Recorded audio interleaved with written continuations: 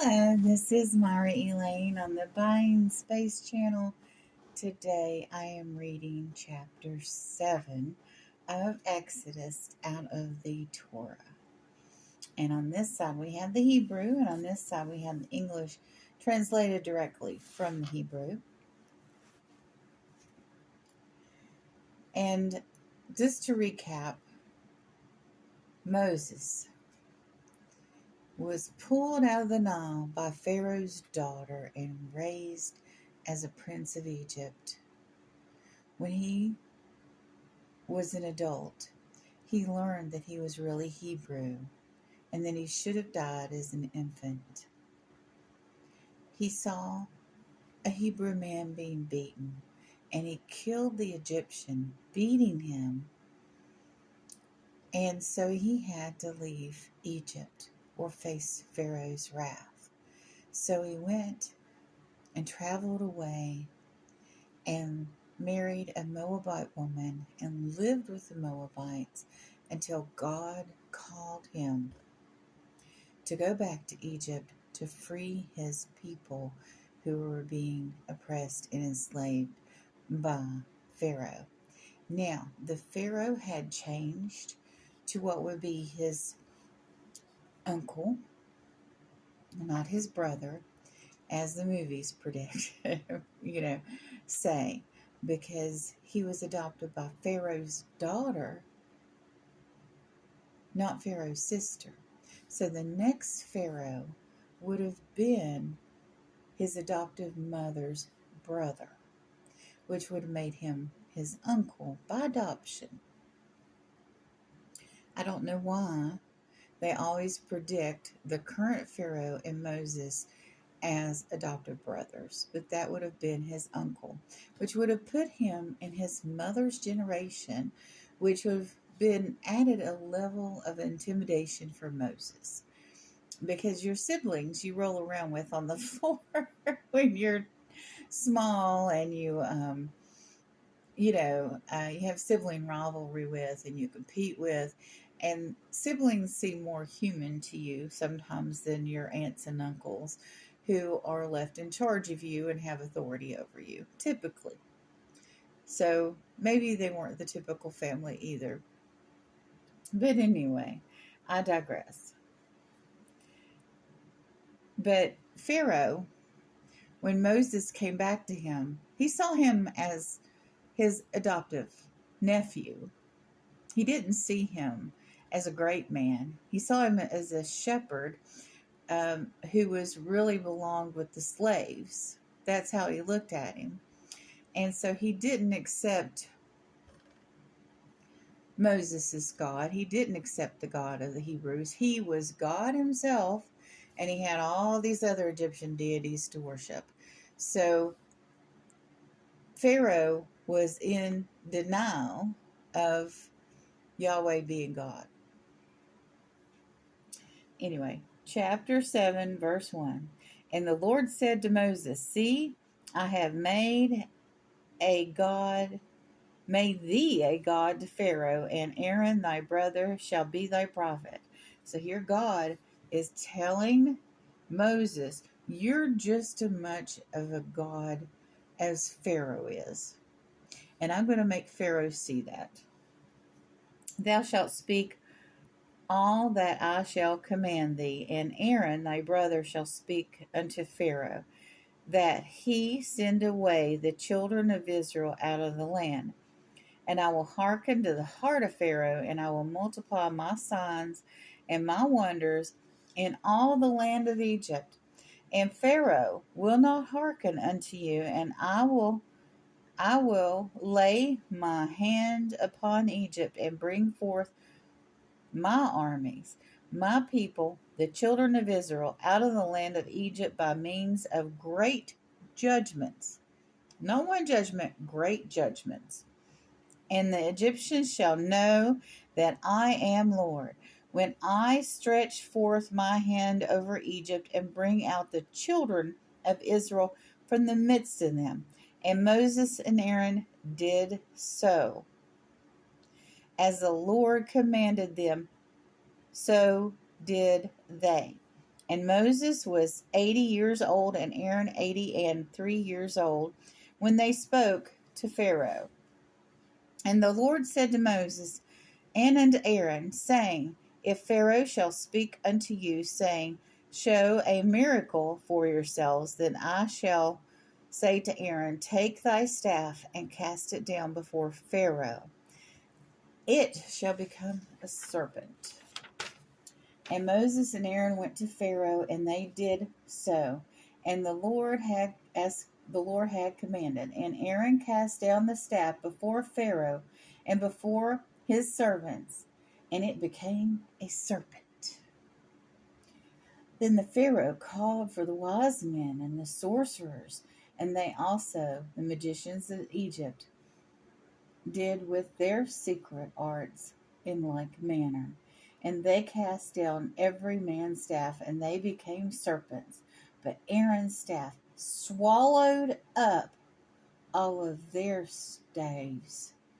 But the heart of Pharaoh was hard, and he hearkened not unto them, as the Lord had spoken. So here, his musicians were able, and sorcerers were able to do the same thing with their staffs. But Aaron's staff swallowed up their staffs. What a horrific scene to be in a room full of snakes. And the Lord said unto Moses, The heart of Pharaoh is obdurate. He refuses to let the people go. He was in denial. Get thee unto Pharaoh in the morning, lo, and he goeth out into the water, and thou shalt place thyself in a brink of the river to meet him. The staff which was turned into a serpent shalt thou take in thy hand. And thou shalt say unto him, Lord, the God of Hebrews, hath sent me to thee, saying, Let my people go, that they may serve me in the wilderness. And behold, thou wilt not hear up to this time. Thus hath said the Lord, By thou shalt know I am Lord. Behold, I will smite with the staff that is in my hand upon the waters which are in the river, and they shall be turned to blood. And the fish that is in the river shall die, and the river shall become frowsy. And the Egyptians shall loathe to drink water from the river. And the Lord said unto Moses, Say unto Aaron, Take the staff, stretch out thy hand over the waters of Egypt, over their streams, over their rivers, over their ponds, and over their pools of water, that they may become blood. And there shall be blood throughout the land of Egypt, also in vessels of wood and vessels of stone.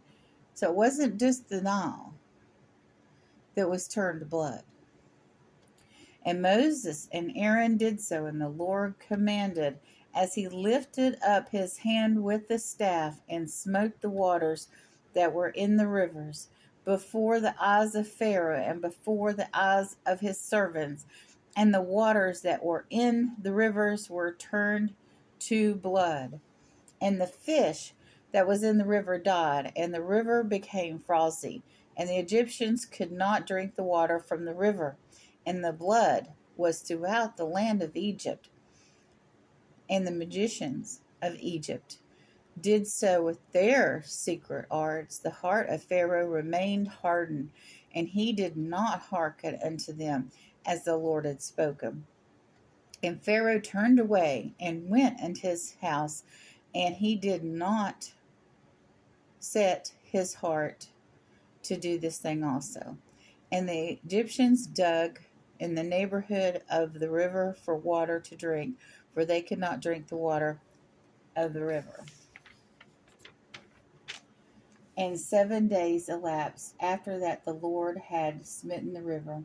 And the Lord said unto Moses, Go unto Pharaoh, and say to him, Thus hath said the Lord, Let my people go, that they may serve me. And if thou refuse to let them go, behold, I will smite all thy borders with frogs. And the river shall swarm with frogs, and they shall go up and come into thy house, and into thy sleeping chamber, and into thy bed, and into the house of the servants, and along with thy people, and into thy ovens, and into the kneading troughs, and upon thee, and upon thy people, and up all the servants shall the frogs come up. So, the point of this is to get Pharaoh to let the Hebrews go. But Yahweh, God, is doing something else here.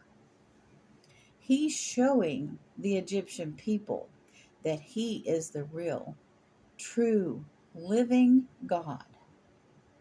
Now, how is he doing that besides exerting this power? Pharaoh himself considered himself a deity. But the Nile River itself was worshipped. It was considered the veins and vessels, blood vessels of Horus, a deity. And there was a deity called Isis. She was the deity of the Nile. And so when the Nile was turned to blood, the priests of Horus and Isis and the other deities associated with the Nile River were probably beside themselves, because it was demonstrating their deity had no power. Pharaoh had no power to stop this. Actually, them making troughs and getting water from another source made it look worse, because yes, his priests, his sorcerers, his magicians, they duplicated the plague. They turned water into blood. They could do that. But they couldn't undo what God had done. They couldn't turn the bloody water back into clear water. They could compensate, but they could not undo the power of God. So the Egyptian people also saw that Yahweh, our God, was more powerful than their gods. And when they experienced the plague of the frogs, they had a deity called Hecate, and she's pictured as her head being the head of a frog, and she's the goddess of fertility,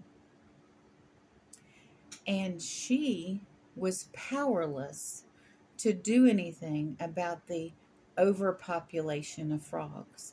And we're not just talking a little annoyance where you see a little frog here and a little frog there. They crawled up into bed with them. And because of the deity Hecate, the